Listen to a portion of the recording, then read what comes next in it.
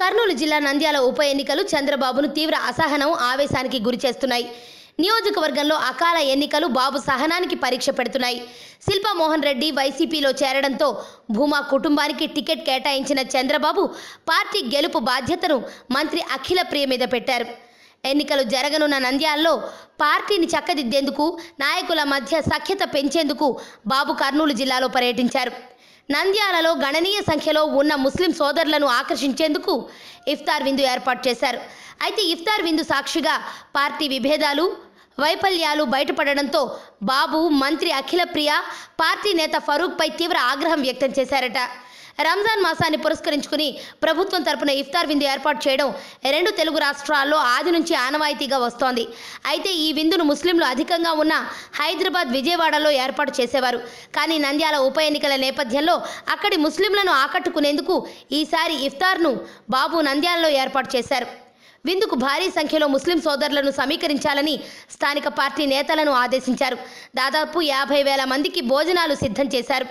కానీ బాబు అంచనాలన్నీ తలకిందులయ్యాయి. 50,000 మంది కాదు కదా, అందులో 10% 5,000 మంది కూడా ప్రభుత్వ ఇఫ్తార్ విందుకు హాజరు కాలేదు.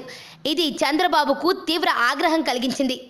ప్రభుత్వం ₹1 కోటి ఖర్చు పెట్టి ఇఫ్తార్ విందు ఏర్పాటు చేస్తే ప్రజలను ఎందుకు సమీకరించలేకపోయారంటూ మంత్రి అఖిల, ఫరూక్లపై చంద్రబాబు తీవ్ర ఆగ్రహం వ్యక్తం చేశారట. విందు పంక్తిలో చంద్రబాబుకి ఇరువైపులా కూర్చున్న అఖిల, ఫరూక్లు బాబు భోంచేస్తున్నంతసేపు దీనిపై సంజాయిషీ ఇచ్చుకున్నారట.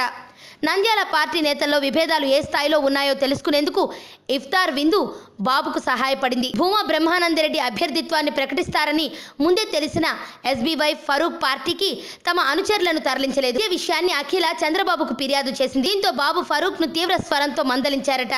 స్వయంగా తనే విందులో పాల్గొంటున్నా జనాన్ని ఎందుకు తీసుకురాలేదంటూ ప్రశ్నించారట. సొంత వర్గంలోనే పట్టు లేకుండా పార్టీ టికెట్ ఎలా ఆశించావని నిలదీశారట. మరోవైపు బీజేపీతో దోస్తీ చేస్తున్న బాబుపై రాయలసీమ ముస్లింలలో వ్యతిరేకత పెరిగిపోయింది. ఇఫ్తార్ విందు జనాలు లేక వెలవెలబోవడానికి ఇది కూడా ఒక కారణంగా నంద్యాల ప్రజలు చెబుతున్నారు. నంద్యాల పట్టణ ఓటర్ల మీద ప్రధానంగా ఆశలు పెట్టుకున్న చంద్రబాబు తన పర్యటనలో అక్కడి వాస్తవ పరిస్థితిని చూసి విజయంపై ఆశలు వదులుకున్నట్టు కనబడుతున్నారని జిల్లావాసులు చర్చించుకుంటున్నారు. ఆరోగ్యవంతమైన జీవితం కోసం మనం పాటించాలి కొన్ని నియమాలని.